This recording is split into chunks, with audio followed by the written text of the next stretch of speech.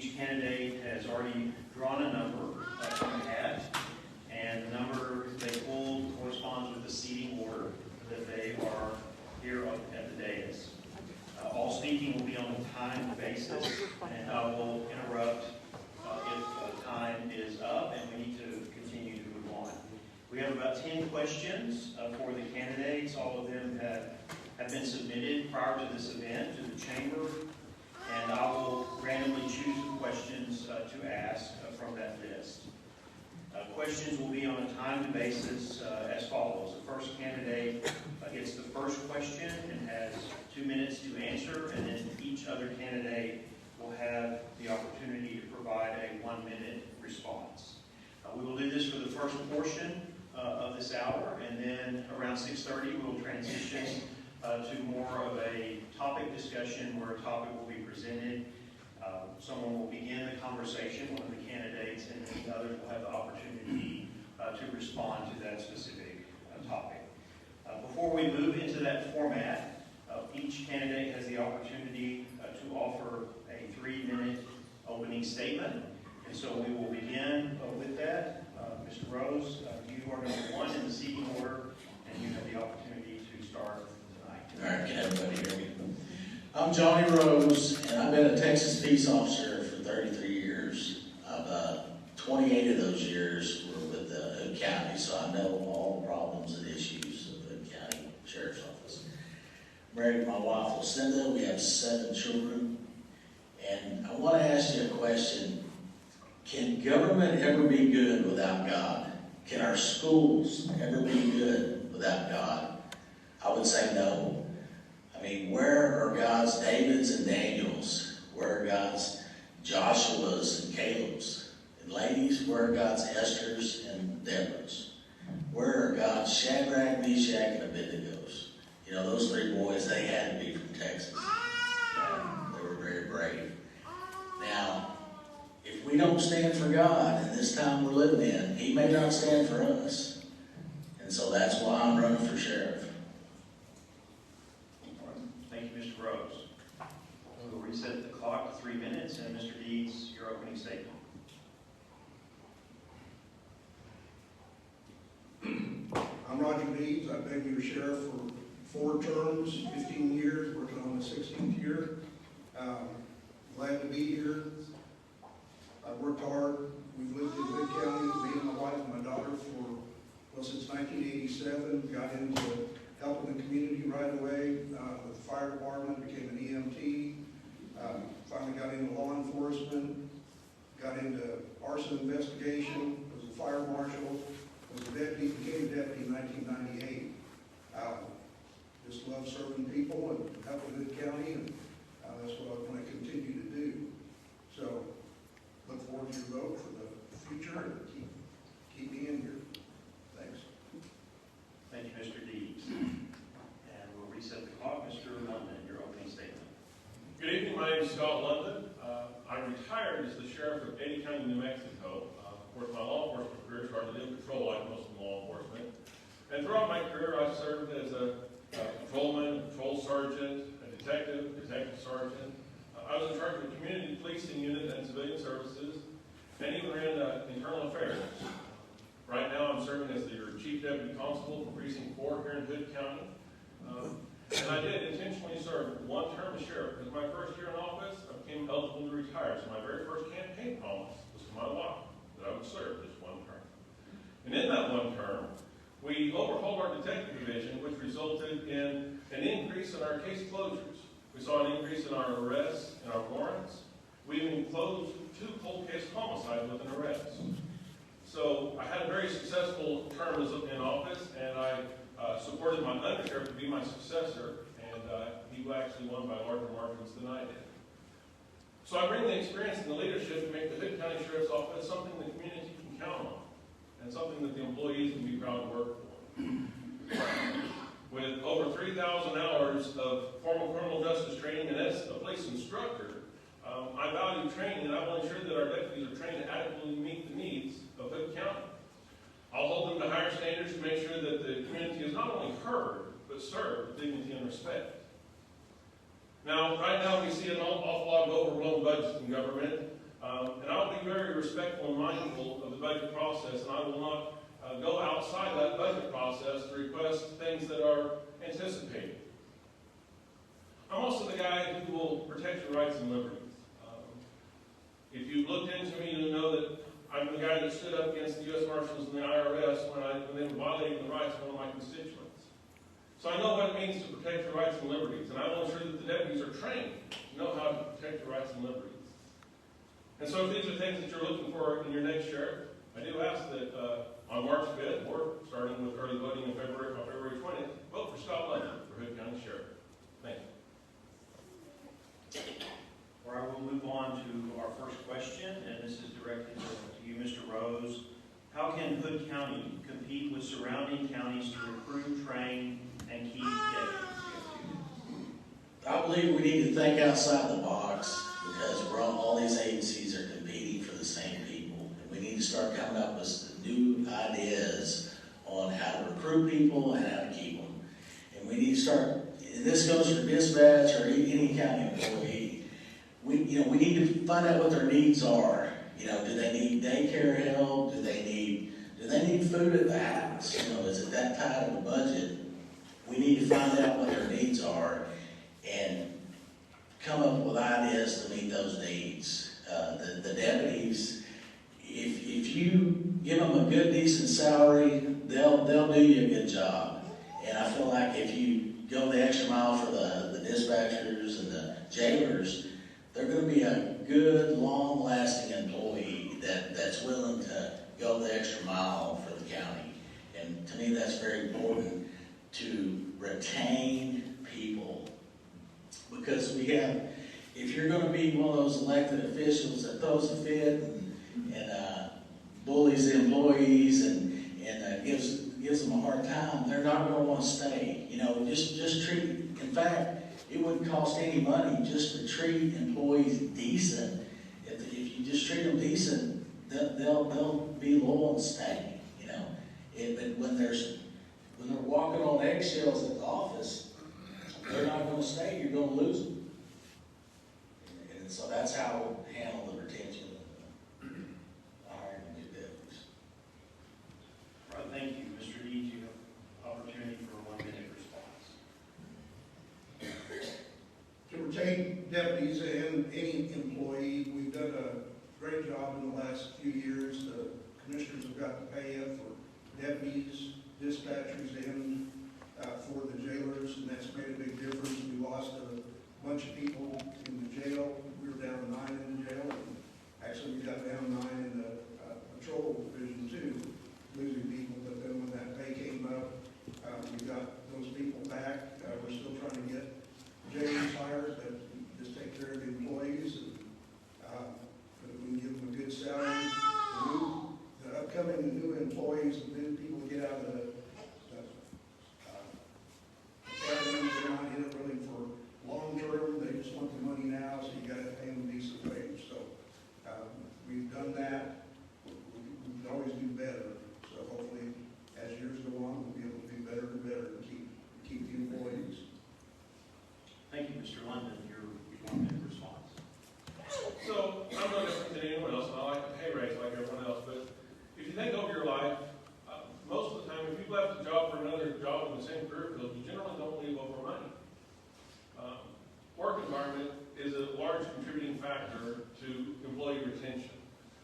The employees need to know that not only are they valued, but they also need to know that their job is rewarding and means something to someone. Patrick Lencioni is a leadership expert, and I've immersed myself in his books, and I really gained a lot of knowledge from his teaching.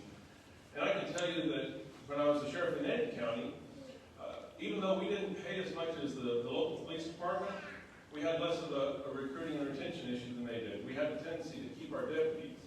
And in the work environment that we provided, they knew they were valued, they knew they made a difference, and we were able to show them how they made a difference not only in the lives of the community that we serve, but in one another's lives. And so there's just an awful lot of techniques that we can use to make them feel valued. Thank you. The next question is directed to you, Mr. Deeds, for the initial response. It's a related question, but I ask it a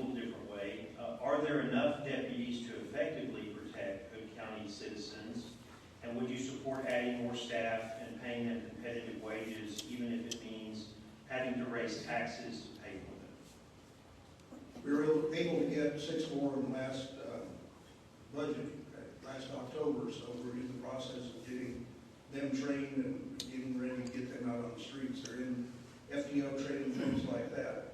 But still, we can't focus on a whole lot because we don't have enough people out there. According to the federal statistics, counties like us, population need anywhere from 100 to maybe even 150. I'm not saying we need that many, but it sure be nice if we had some, because people have to go to the courts and take off for vacations, and they're sick, and there's a lot of different things. And so while they're off, we need people that can work during their times and not just try to hopefully swap people around in different shifts and get at least 4 on the shift. So we need to have some more people. So I'd be in favor of figuring out a way to raise taxes so we can pay for some more deputies. Thank you. Mr. London, your response. First, I'd like to address the allocation of personnel. Certainly, Hood County is growing, and as Hood County grows, the sheriff's office will need to grow. Right now, though, if we look at the allocation staff, I believe we're somewhere around 59 sworn staff. When I was sheriff in any county, we have roughly 65 sworn staff, so it's a comparable size agency. I had 9 investigators. My understanding, we have 14 here, which is 50% more investigators than what we had at a comparable size agency. So perhaps we could look at the allocation of our personnel to ensure that we have proper coverage. Now, beyond that, yes, Hood County is growing. So as time goes on, we will need to grow our sheriff's office, and that is inevitable. We should not need to raise taxes, however, because our tax base is going to grow. As land is developed, our tax base will increase, our tax valuations will increase, and so our growth within our sheriff's office should mimic the growth in our community, and we should not need to raise taxes to pay a competitive wage. Thank you. Mr. Rose. Yes, the sheriff's office is top heavy, okay? Also, you don't have to hire any more deputies. You just reallocate those admin people that are sitting around the office doing nothing and put them out on the streets, okay? That will solve that problem. And I'm against any kind of tax increase. We're taxed to death on so many things. And so I say trim down that admin and put those deputies on the streets where they're out patrolling and protecting your houses and mine. That's what I would do as an elected county sheriff. Thank you. Mr. London, this question is directed at you, more general, but as all of these are very related. What are the biggest obstacles facing public safety in Hood County? 2 minutes. I believe the biggest obstacle is going to be the things that we aren't discussing. How do you feel about what's going on with the Biden administration on our southern border right now? Is anyone happy with it? We know Abbott's been trying to ship a lot of those immigrants to the sanctuary cities. But are we prepared to receive, say, a couple busloads of immigrants in here in Hood County? What would we do if a busload of 100 immigrants showed up, and not even the troublemakers, not the terrorists, just what if these are people that, best case scenario, they're looking for a better place. Now we have 100 people that are homeless. Maybe they have a debit card that the federal government has provided them to buy groceries for a month. What's going to happen in a month when that money runs out? They don't have a home. We know what the housing market is like in Granbury. And we're simply ill-prepared for it. We're not even having the conversation. So I think what our biggest obstacle is the things that we're not talking about. We've only recently started to talk about the growth and the infrastructure. So certainly being able to get from one side of town to the other is going to be an issue, and we need to have those conversations, and we're starting to have those conversations. But I believe right now we're actually ill-prepared for a lot of the growth or a lot of the problems that we're not even looking at. We need to have some real serious conversations, and I would entertain some town hall style meetings to find out what the community sees, find out what some of the problems are out there, so we can have these conversations, so we can prepare ourselves and make sure that our deputies are trained to deal with some of the issues that are unforeseen at this moment. Thank you. Mr. Rose. Yes, there's a lot of obstacles, but I'll pick out 2. In federal level influence is a big deal. The federal government is a captured operation, and until people start going to jail for treason, and we stop that, we'll never be able to fix anything. And that's one. The other one is Roger Deeds. Okay, he thinks it's okay to threaten his employees and bully them, He thinks it's okay that his chief deputy failed 2 polygraphs. He thinks it's okay that a deputy took blood and human tissue from a crime scene and got caught doing it. They stopped it, but they didn't fire that deputy. That's unacceptable, because that deputy could do that again. The family of that crime victim would be devastated to know that a deputy thought it was okay to take blood and human tissue. That's unacceptable. And when I bring these things up, he just ignores it, because you can't argue with the truth. He just ignores it. That's all he can do. You can ignore the truth, but you sure can't argue with it. Thank you, Mr. Deeds, your response.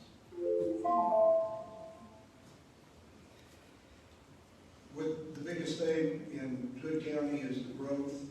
We've had the growth. There's been a lot of meetings and discussion for a lot of years, for all the years that I've been around. We've had a lot of town hall meetings, different meetings, people saying traffic's too bad on 377, traffic's bad all over. As the county grows, it's going to get worse, and they know that. We've had plans to add on to 377, and when that comes, it's really going to be bad. The sheriff's office needs to grow with the county and get the people it needs to be able to take care of the situations, be more proactive with what's going on. With the drugs coming into the county, we need to have more people out there to work harder and not just be reactive, but be proactive on everything going on. Thank you. Thank you. This next question is directed first to you, Mr. Rose. As fentanyl continues to come into the state from the border, what is the Sheriff's Department's role in stemming the transportation and distribution of the drug in Cook County? Yeah, the fentanyl crisis is a mess, okay? And it's because we have a captured operation at the federal level. We need to control that border. That's not being done. It's like trying to push around sand. And now officers here can arrest people when they catch them with fentanyl. We can throw people in jail. But at some point, we've got to stop the bleeding down at the border, because we're never going to make a difference. It's a huge mess caused by people that are traitors at the federal level. Thank you, Mr. Deeds, your response. What was the question again? Yes, as fentanyl continues to come into the state from the border, what is the Sheriff's Department's role in stemming the transportation and distribution of the drug in Hood County? Well, what we're doing is what we've been doing. In 2021, we started the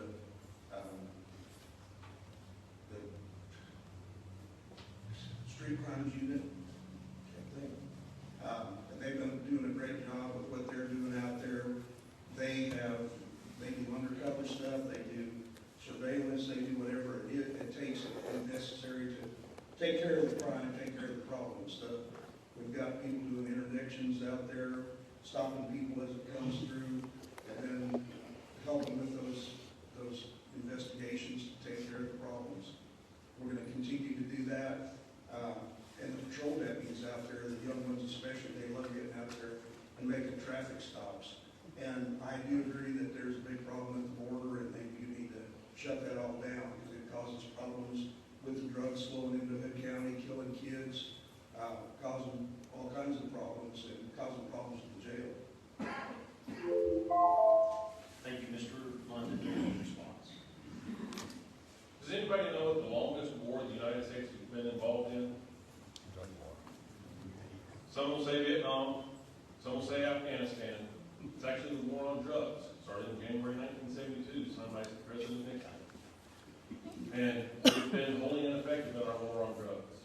We've been battling it for 52 years, and the problem still persists. Traditional methods of drug enforcement have proven only mildly effective. So really what we need to do is focus on home. We need to make Hood County an uncomfortable place to deal drugs. It can be something as simple as letting the deputies have lunch or do their reports across the house from no drug house. Do things that we've not been trying. Just try and make it uncomfortable here. Now, are we just going to push drugs out to our neighboring counties? Quite possibly. And I apologize to my neighbors, but my primary responsibility is to be to my home. And so we need to make Hood County an uncomfortable place to deal drugs. Thank you. The next question is directed to Mr. Deeds. What is your position on building a new jail versus remodeling the existing facility? Well, we've been having problems with overcrowding since I came into office in 2009. To fix the jail is not going to solve the problems. The problem is that we've got not enough jail beds, and so we need to expand the jail or build a new jail. The jail has enough problems too. We were told by a company that came in that the Commissioners Court hired that it was going to cost $25 million to remodel the jail, rebuild the jail, fix the sewers, all the problems underneath it. And then they said, oh, by the way, you're going to have to move all the inmates out for like a year or so. So that's not even included in that $25 million. So that'd be crazy to start off remodeling that. We need to keep it up and running until we can get something new there.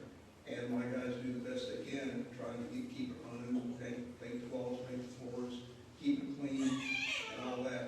But we need to have a new jail before too long.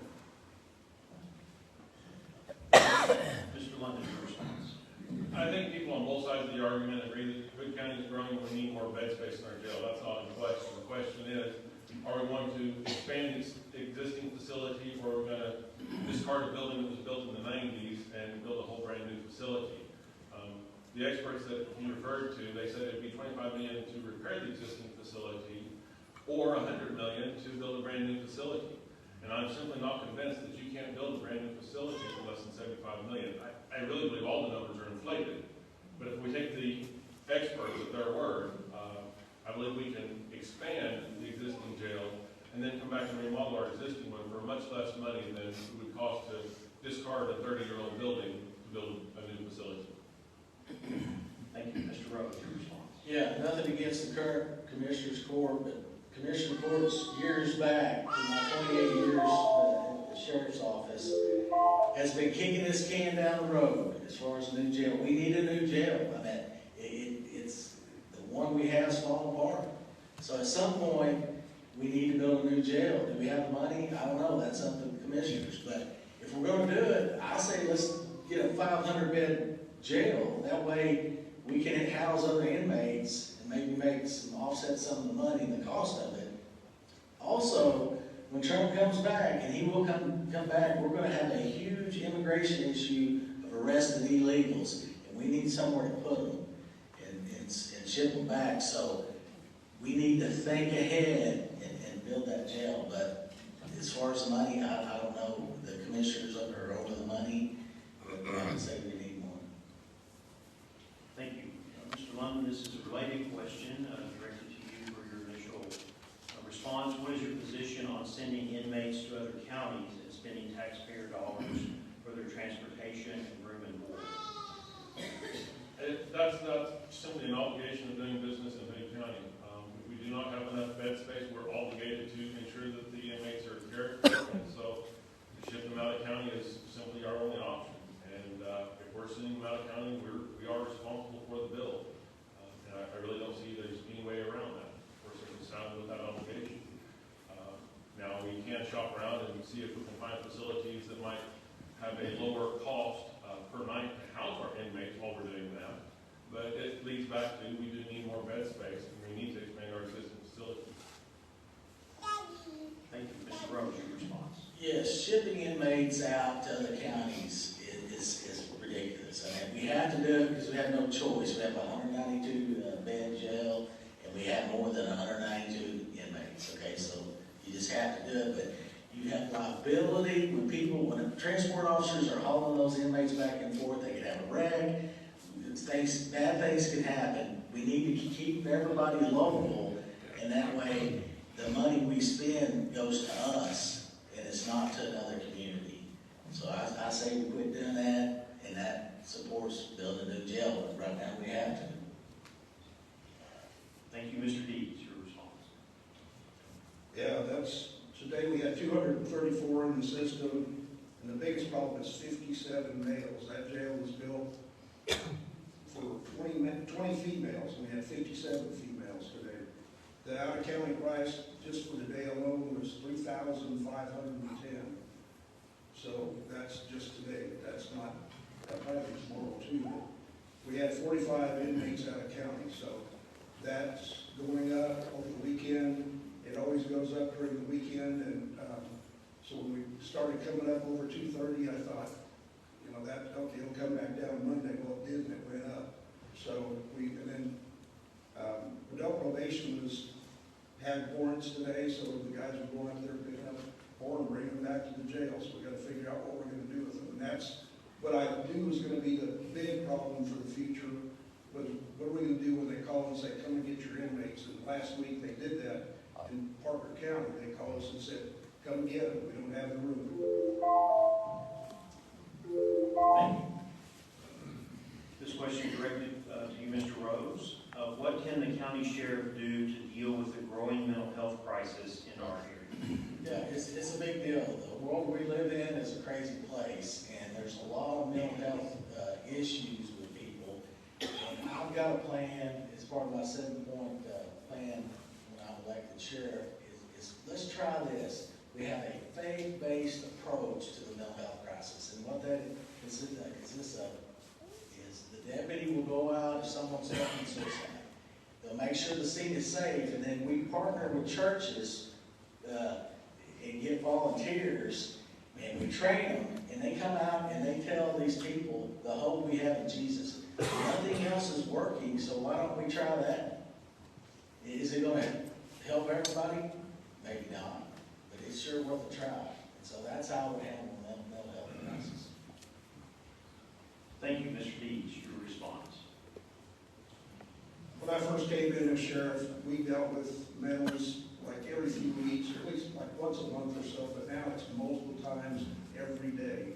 Seems like people get in that crisis mode when you got bad storms in the springtime, and I think my record for a 12-hour period was 5 12-hour period. And we've got, I saw that the need was there. We took 2 people. That is their only job. They're deputies, mental health peace officers that work with this system, Pecan Valley, and that's all they do. If there is time for them to deal with other things, they definitely help out with other things. But I have 2, and that's covers 24/7, and that's just not enough. I need to have a few more to go into that mix because we deal with mentals every day. So that's definitely a bigger and bigger thing, and that's because of drugs, because of mental health, because of a lot of different things. Thank you, Mr. London. Your response. So dealing with mental health is a reality that they do have specialized deputies, as the sheriff mentioned, but we really need one on every single shift because it does happen so frequently. We need to destigmatize mental health as best as possible because no one's going to bat an eye to take diabetes medicine or heart pressure medicine, but they struggle with the concept of taking medication for their mental well-being. That's something I'm very familiar with because I've had to deal with that within my own family. My father-in-law did not want to take his medication because he didn't like the stigma that was attached to it. And so what happens when we don't deal with our mentally ill is we wind up putting them in jail. It's a shame that law enforcement has to be the counselors of our community, but it's a reality. And so we wind up arresting them for petty crimes, shoplifting, or criminal trespass because they're scaring off the customers, and they wind up going in jail, they get no treatment, and then they go back out on the street, and they go back to the convenience store and we arrest them, and that's just a rotating door. We've got to find out ways to partner with the judicial system to have treatment for these people when they get arrested. Thank you. We are now going to move to our part of the session that is a discussion around specific topics. The first topic, this is directed at you, Mr. Deeds, since Mr. Rose started with the last question. And this is related to the 911 call center employees and jailers. So this is open discussion in terms of your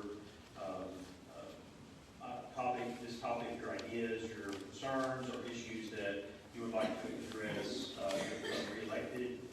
And then we will have the opportunity for the other candidates to respond.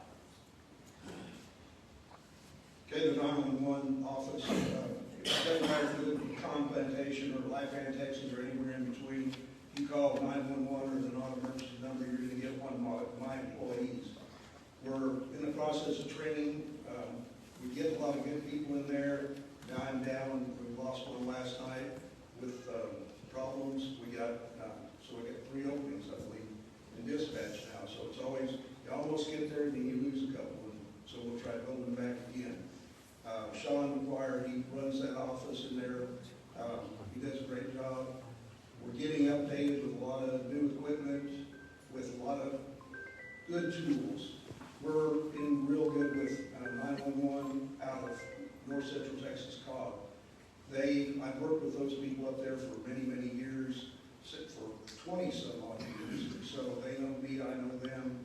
Still the same people up there. So when something new comes out, we've been able to get it, try it out. So we're the beta tester for a lot of this stuff, which turns out good, and we can serve the citizens. We've had texting to 911 since Dallas Fort Worth got texting to 911 by like 5 years. So I like to keep them on the leading edge of getting the equipment, getting everything we need to do the job. We don't have enough people in there. We need more all the time. We need to have it set up for 6 seats, 6 consoles. We need to have those 6 consoles filled by full-time, good, hard-working dispatchers. It takes a while to train them, just like training a deputy. They got to go through schooling. They got to go through a lot of FEO training before we get them to the right place where they can handle those calls. The deputy gets the information of what they're going to from that dispatcher. We've got all kinds of technology with that, with the radio, with the computers, a lot of different information with that dispatcher. They go from 0 to 100 just at the flip of a switch. So they've got to deal with it right away. If it's a medical call, we've got good ProQA is the name of the system that they run those questions through. They find out what the chief complaints are, and they help that person just as good as they can help them. And when it comes to a person wanting in crisis mode, whatever the situation is, they got to take that, run with that, get all the information, and get it out to the deputies, the fire trucks, the EMTs as best they can, and they do a great job of getting it out there. Was jail included in this? Yes, it's in employees and jailers. The jail, with 192 beds, I'm very fortunate that when I first asked for the jail staff, the extra staff, the transport officers, I've got 6 positions. We're down on those. I've got one FMLA and I've got another one. I'm trying to get them hired and get them trained, get them going. That works out really good because when I need help in the jail, because I've got sick people, we're down 4 right now today. We took one of the dispatchers, put them in the jail. So now we're down only 4. I need to get more money in there so we can get more people. It's just, nobody wants to deal with inmates, unfortunately, so we need to get some more money in there so we can take care of that. The transport people help supplement the jail. Today, they were running back and forth over to the courthouse, and then we had a transporter going out of the county. So with those guys running from jail to jail, we use Somerville County, Erath County, Brown County, Parker County, and Johnson County for holding our extra prisoners. So the main reason for those guys is taking them back and forth to jail, back and forth to the court system, back and forth to the hospital, to the doctor, whatever we need. So we're okay on what we got. We just got to get full staff. So the only thing that's going to fix that is more money.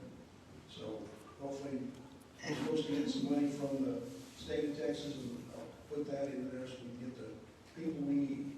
Thank you. This is an open response from either. Yeah, I'll address it. Dispatchers have a real stressful job. Have you ever heard anybody get murdered over the phone? They experience that. It's a tough job. And jailers, if you ever taken care of a whiny baby, these inmates get real needy and get labor intensive, and they're hard to deal with, and they fight you, they spit on you. Those are hard jobs, and yeah, they need a decent salary, but like I said earlier, we need to start thinking outside the box.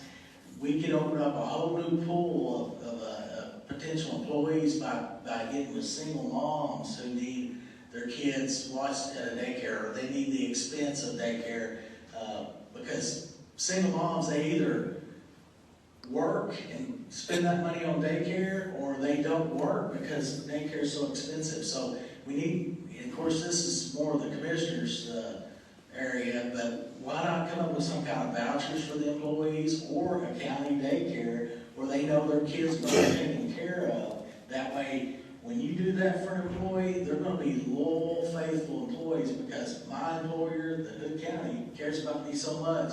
They open a daycare, or they give me a voucher to help pay for that daycare. And same thing with the jailers. It works for any county employee, like some of the secretaries that work for the county clerk, or just a county office. If you offer something like that, I would bet we could retain more employees. It's just thinking outside the box. Any additional responses? Training and leadership really has to factor into it. It once again comes back, like we were talking with deputies. How do we treat our deputies, or how do we treat our dispatchers and our jailers? How do we train them? They should all be on a path for advanced certifications. And that's something that's done through the training department. But once again, it's about showing that their job makes a difference. These dispatchers, they are the first ones to take the call. They can often be the difference between life and death. They can increase or decrease our response time by how well they're trained and how efficient they are behind the console. And so we do need to figure out ways to improve our leadership, and we need to ever be students. I myself, I'm constantly listening to different leadership books to try and improve my knowledge base so that I can become a better leader. I was very proud of what I did in New Mexico, but as I look back and reflect on my time as sheriff, I see there are things I could have done better. And I think we should always be improving. We need to be training and mentoring our management to be able to foster these relationships that we can become a more productive agency. And that goes for our dispatch center as well as our jails. Any additional comments on this topic? All right, we will move on to the next. Mr. London, this one is directed to you to begin. Drugs and working with schools in the county. Two varying topics, but as we mentioned earlier, the drugs are definitely an issue that needs to be addressed, and we can't ignore it. It is a pervasive problem. I can tell you, when I was a detective, I worked property crimes for a long time, and I would often say I never worked drugs, but almost every property crime that I worked was drug related. And so it has an impact, and if we neglect it, we're not improving our community. And so, as I mentioned earlier, the war on drugs has been proven to be quite ineffective. So we need to come up with different ways to at least make sure that our home, that Granbury, the Hood County, is simply an uncomfortable place to deal with drugs. As far as working with the schools, right now the schools have a school marshal program that is very well run. I myself was in that school marshal program before I went to work for the constable's office. And I can tell you the training those school marshals go through is some pretty top-notch training. It's some of the best training that I've ever gone through. I was very proud of the training that I went through for that job. And so they do have a program that I think is a very good program.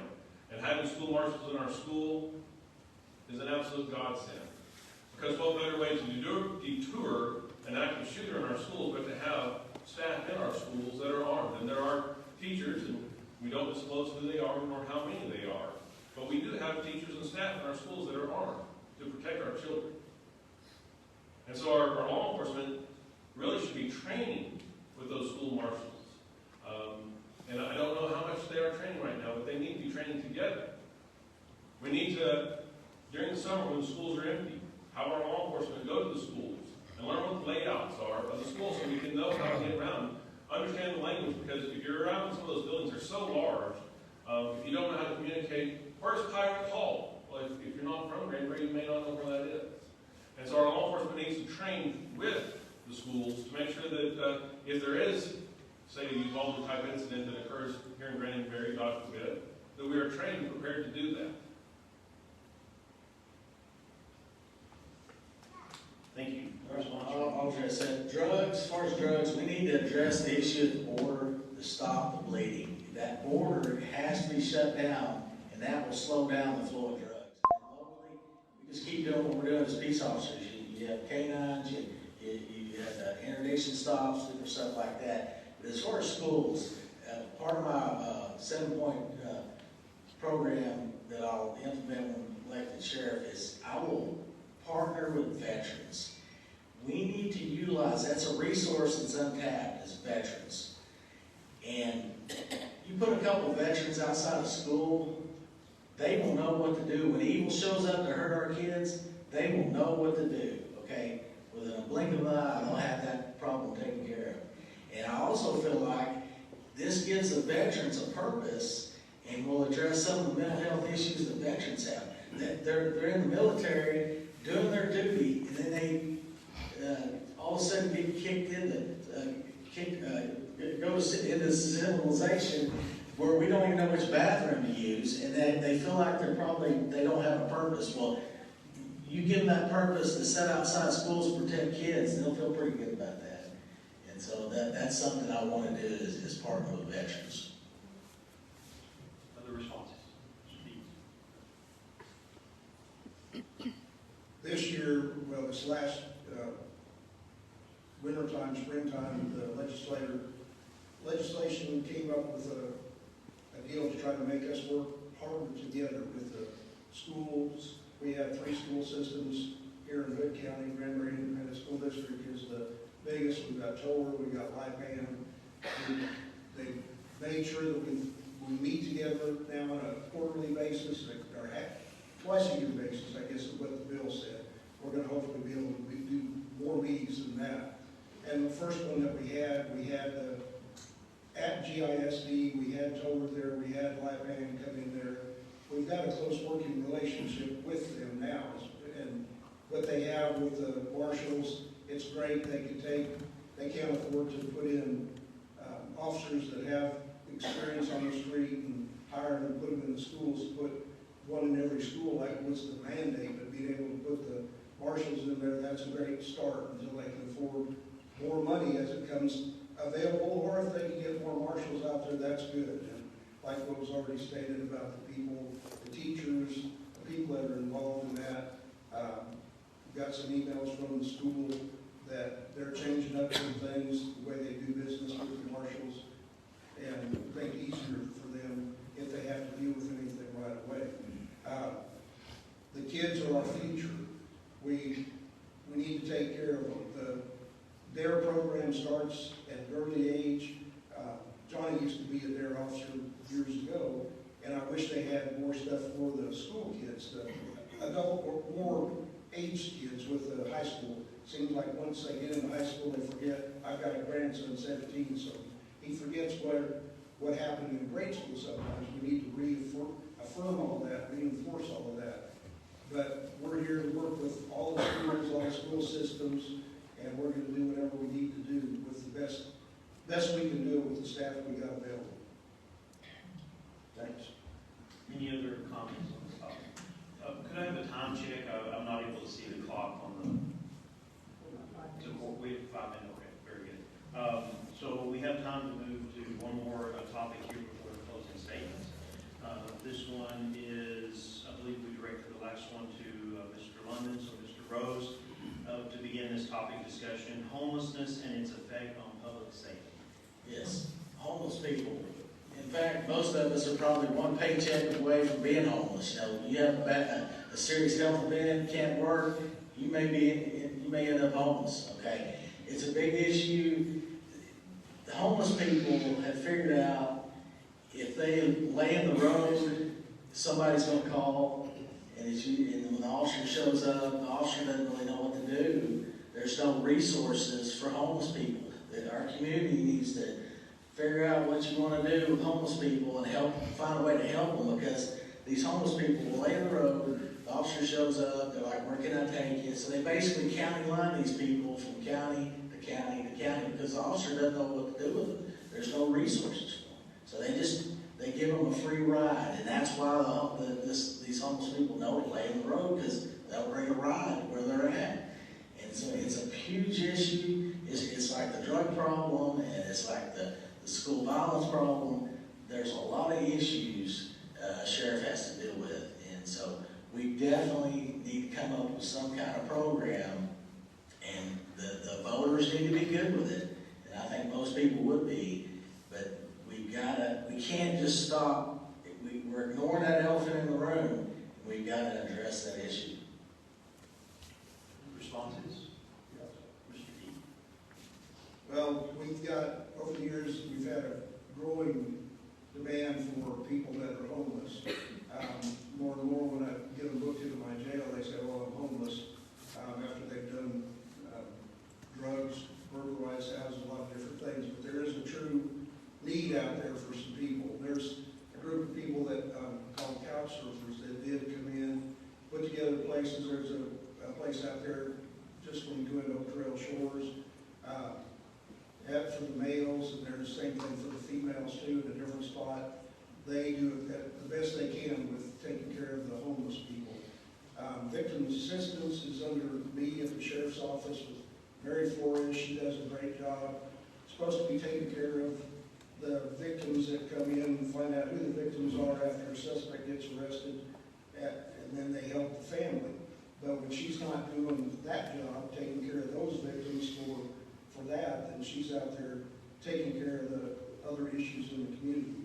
The other day, she was going out to get some food for a person, a lady that was homeless, that was down at the park, I believe is what she was doing. So I'm fully behind her when she's wanting to take care of all that. She's a go-getter, and that's great that she's out there. So there is a need with homeless people out there, and we got to do the best at helping them. Some of them are great.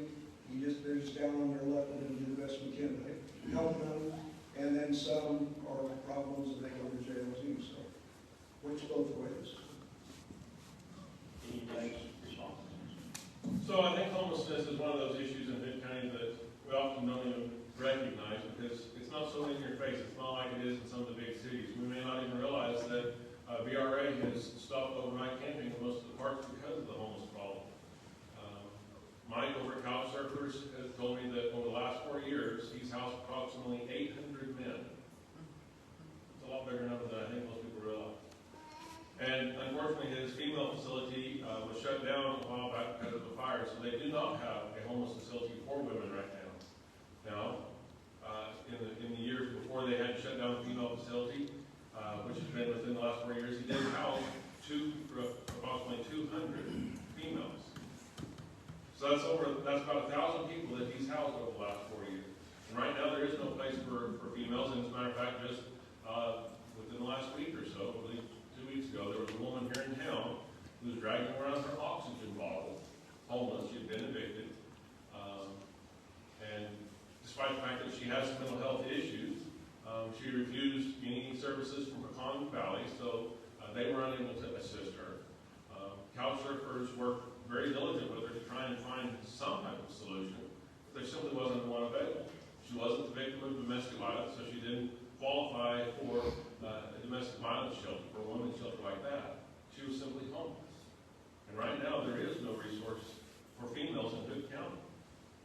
And so we really need to reach out, probably to the faith community. Reach out to our churches to see if someone's willing to step up to fulfill that need. Because it is a need. And when you look at the homeless population, once again, homelessness and mental health often go hand in hand. And so we need to reach out to some resources to try and figure this out. And I don't know if it's the government's job to take the lead on that, but certainly as an elected official, as a community leader, we can seek out those people that are inspired, that are leaders within their own circles. That are looking for a mission. They're looking to do God's work here in Hood County. We just don't know what that mission is. And we need to find a place to be able to take care of these people that some of them fell on hard times, some of them have mental health issues, some of them have drug issues. But we don't have a good solution for it right now. And we need to work on it. I believe Mike Reed over Couch Surfers is a great resource. Colton Prodiger, who just recently moved to town, he's trying to work on something for the veterans. And so we have some people in our community that want to do great things, but they're limited because of volunteers, they're limited because of money, various things like that. So we need to partner with these people and have some conversations, some real hard conversations to find out what the solutions are for Hood County, because it is a much larger problem than I even realized until, well, just this last month. So, thank you.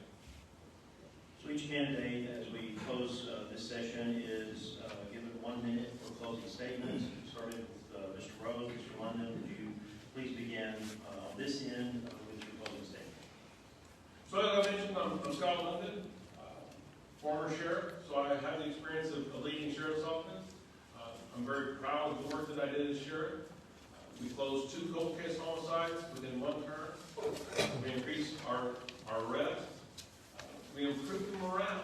And morale may not sound like much, but if you're an employee somewhere, you know that morale has its effect not only on retention, but on productivity.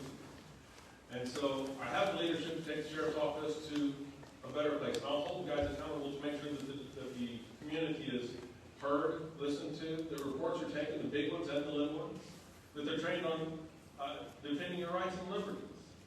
When I was a sheriff in New Mexico, I brought in a constitutional attorney to train all my deputies on their oath. Matter of fact, I brought that same constitutional attorney to Hood County. She's been here twice. And she taught law enforcement here in Hood County because I invited her here to teach law enforcement. Unfortunately, it wasn't heavily attended, but I would gladly do that again. Scott London for Hood County Sheriff.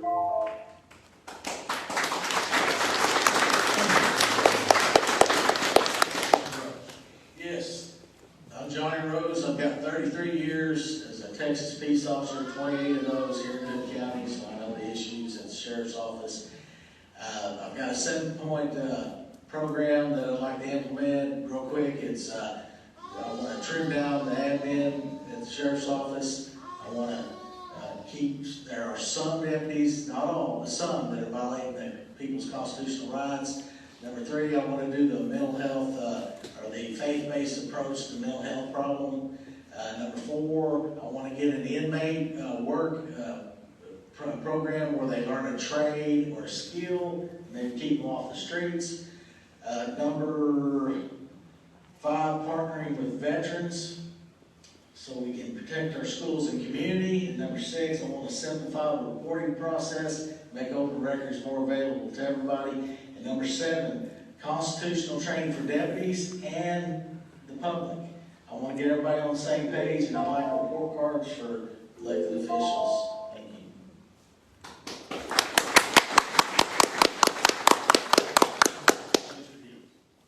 I'm Roger Deeds, and I look for your help to get me reelected for the next 4 years.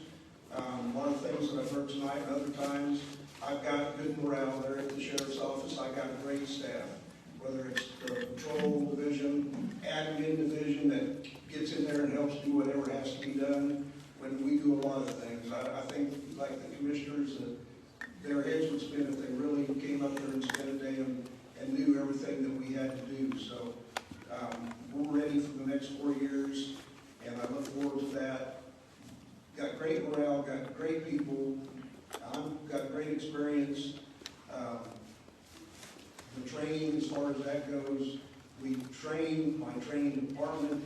I've got a training officer that takes care of all of that, so we stay on top of all of that, and we're training as best we can train when we have the time to do it. When you're working 24/7, it's hard to. But anyway, welcome to me, Roger Deeds, Hood County Sheriff.